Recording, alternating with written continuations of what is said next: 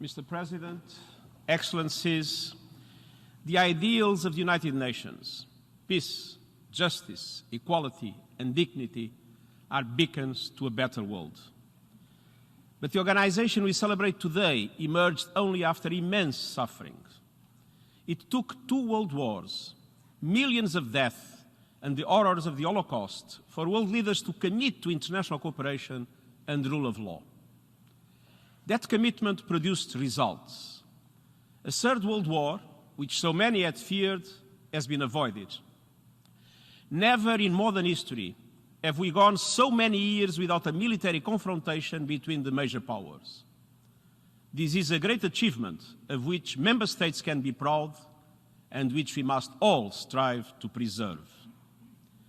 Down the decades, there have been other historic accomplishments, including peace treaties and peacekeeping, decolonization, human rights standards and mechanisms to uphold them, the triumph over apartheid, life-saving humanitarian aid for millions of victims of conflict and disaster, the eradication of diseases, the steady reduction of hunger, the progressive development of international law, landmark pacts to protect the environment and our planet. And most recently, unanimous support for the Sustainable Development Goals and the Paris Agreement on climate change provided an inspiring vision for the 21st century. Yet, there is still so much to be done. Of the 850 delegates to the San Francisco conference, just 8 were women.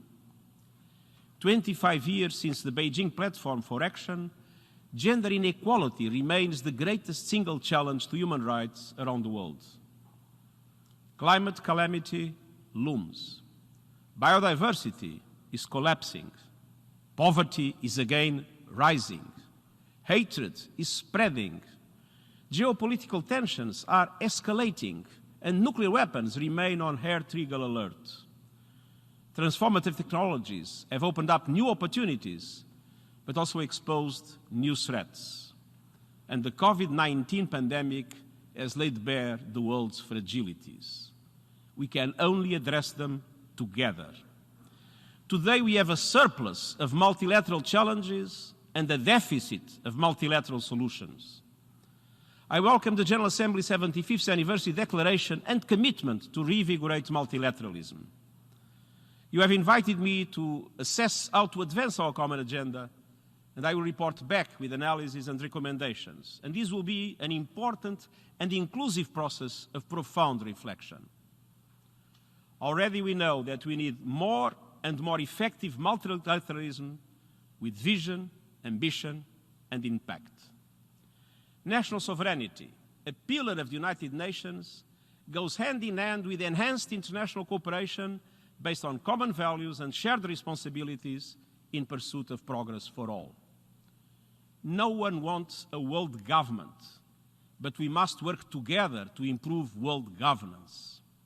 In an interconnected world, we need a networked multilateralism in which the United Nations family, international financial institutions, regional organizations, trading blocs, and others work together more closely and more effectively.